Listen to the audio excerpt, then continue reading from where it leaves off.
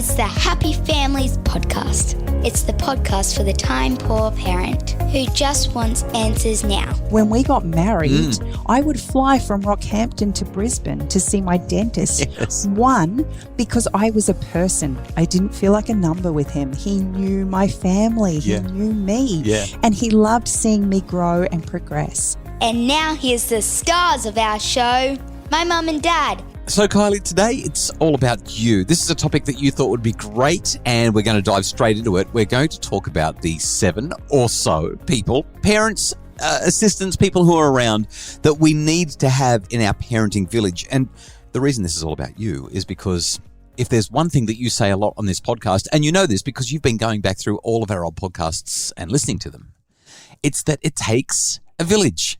So I'm excited to dive into this. I mean, we're going to be talking about the butcher, the baker, the candlestick maker. Who is it that we need when mum is down for the count, needs help, needs support, can't do it all on her own?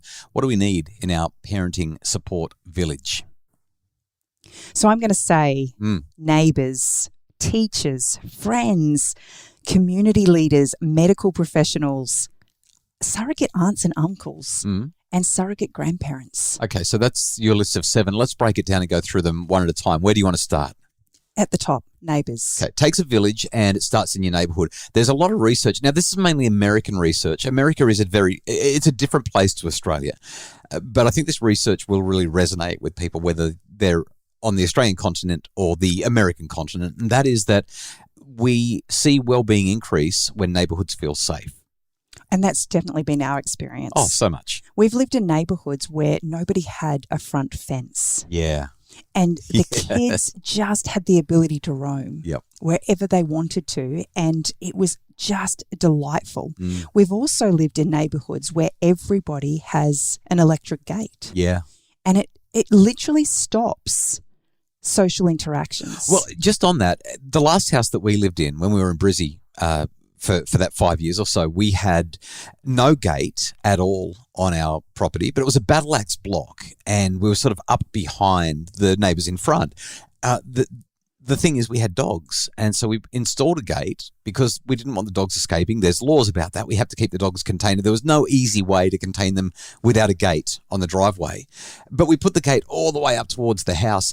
In spite of that, you actually had conversations with people who said, oh, yeah, I don't like to drop by because you've got the gate and the gate's closed, and it just makes it feel like the house is not accessible. Now, obviously, we can only do what we can do. Sometimes we've got gates, sometimes we don't. Sometimes we have fences and sometimes we don't. But this idea that the neighbourhood needs to feel safe, and the kids really, you want them to have the capacity, the freedom to, number one, roam up and down the street and see their friends, but number 2, to know that they're safe while they're doing it.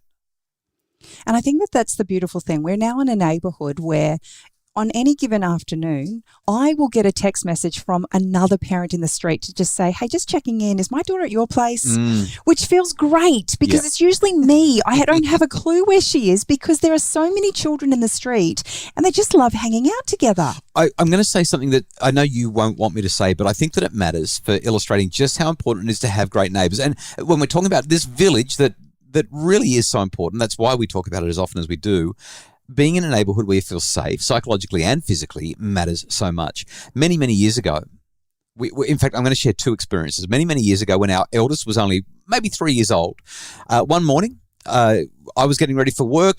This was back when I was a radio announcer, I think, or maybe I'd just become a student, but I was getting ready for work, and I think that you were either dealing with one of our children or maybe even in the shower. If it's the story I think you're telling, I was breastfeeding the baby. Ah, so you were breastfeeding the baby, and I was completely absent-mindedly doing my own thing, getting ready for work because that was where my head was. And we got a knock on the door. It's like 6:45, 7 a.m. One of the neighbours has got our 3-year-old, our 4-year-old, however old Chanel was. She'd somehow gotten out the front door and started wandering down the street. We'd never actually met this neighbour before, but he just happened to see this little girl and happened to know that there were a couple of little girls where we were. So he brought her home. That's a great neighbourhood. Compare that, like how many years later, 12, 13 years later, when our youngest daughter escaped from the house. This was a house where we didn't have a screen door. Or a front fence. And you were vacuuming the house. I wasn't even home. But you know what it's like. You're in the house. You're doing the vacuuming. It's noisy. You're not really supervising your children 100% of the time. And you thought that she was actively engaged in one activity, but she'd gotten bored of that and stood up and somehow got the front door open and went for a walk. And when I say went for a walk, I mean she walked down the street, round the corner, around another corner of another street and ended up near the kids' school, which was about 200 metres away. Fortunately, a good friend of ours, a neighbour, brought her home there. But our next door neighbours called Child Protection and dobbed us in for not being vigilant parents. It's one of those things, you can't control it. 2 episodes, 12 years apart, 13 years apart, I don't think that that's a pattern. I think that there's enough evidence that things were okay. But being in a neighbourhood where that happened, we couldn't get out of there fast enough. We also really wanted to get a screen door on as quickly as we could as well. But great neighbourhoods matter. What was your second one? Teachers play a huge part in our kids' lives. So much. They are literally there every day. To every teacher who does this work, thank you so much. Thank you for caring about our kids. And the best thing we can do is to recognise and see our kids' teachers as part of their village and work together to support our children in whatever way they need. The times that we've had the capacity to do this, our kids have flourished. One of my favourite stories that I share in my presentations involves a mum who stormed into the school, blew up at a teacher because she was convinced that the teacher wasn't doing his part in helping her 14-year-old daughter to thrive and flourish and excel at school. And he just listened to this withering, blistering attack that she made on him. And at the end of it, he said, I really appreciate how much you love your daughter. And I really appreciate that you've come and shared this with me. And then he invited her to sit down with him and they sat side by side at a table and developed a plan that they could work on together as part of a village, as part of this community to help this girl to do better at school. I wish that the mum had been more charitable at the beginning, but I'm so grateful for a teacher who was willing to forgive her lack of discretion and her volatility and still invite her into a warm and careful conversation about how they could support the community around this girl. The third one's friends. It seems like such an obvious one, but each of these people in our village requires intentional effort, intentional action to create the relationships that you want, and helping your children cultivate positive interactions with their peers is so important. Friends at school, friends outside of school, equally, if not more important, because sometimes school can be a hard place, and knowing that you've at least got some friends somewhere else. I was actually one of the most unpopular kids in my grade. I just had a horrible, horrible time right throughout high school, but I had some great friends from church. And they were the ones who literally got me through. They were the ones that I look forward to seeing a couple of times a week during the week and also on the weekends, go surfing and whatever. It was so important. I'm going to add something else about that whole friend thing though, Kylie, and that is that our kids need to see us valuing and investing in our friendships as well. Adulthood isn't just about going to work and doing the chores. We need to show our kids that we have social lives and that we value those friendships as well so that they know how to do it. So number 4 is community leaders, whether it be church leaders, youth group leaders, sports coaches, people who have a significant degree of separation from what your life is and specifically what your children's life is, and just sees them in a completely different light and different space, is such a beautiful space for our children to be seen for them and not for the family unit that they belong to.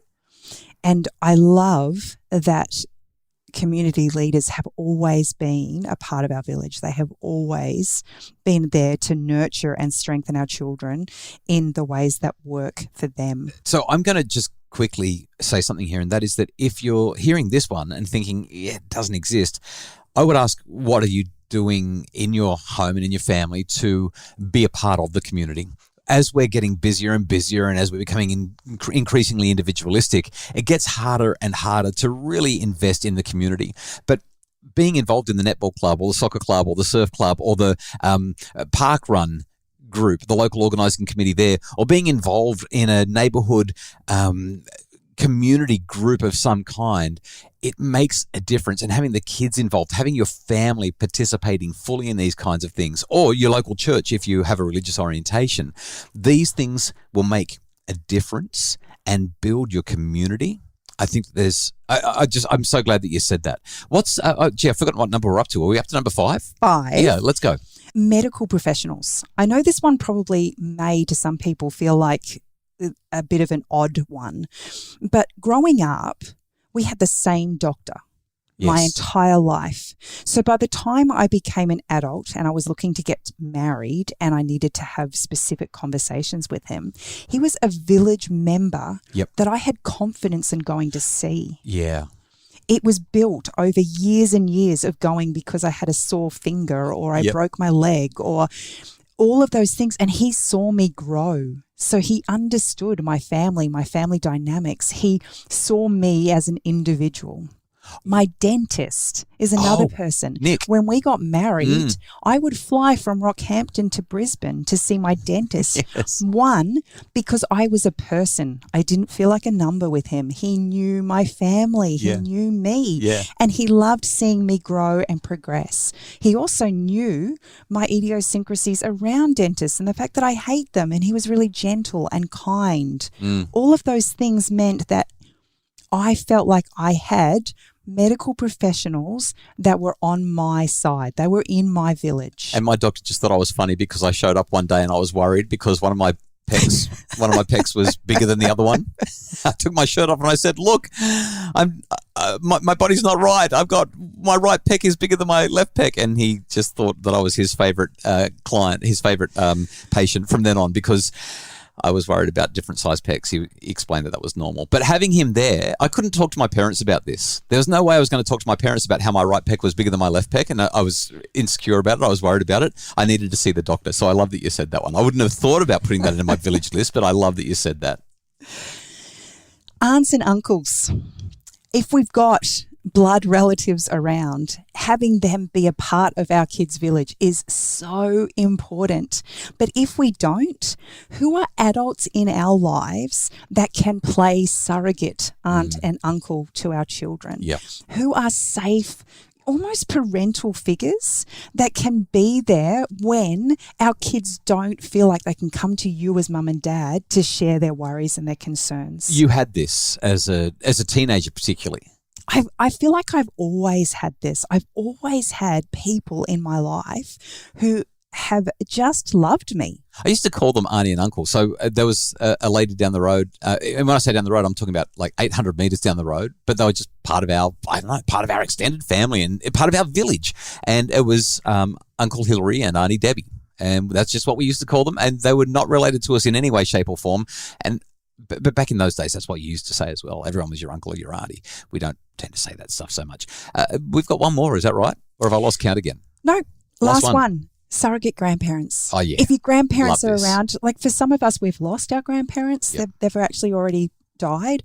And so finding other older people, the wonderful gift of our retirees, our grey nomads, whatever you want to call them, our older generation, is they have the time that us busy parents don't have. And they can, their greatest gift is the time that they're able to spend.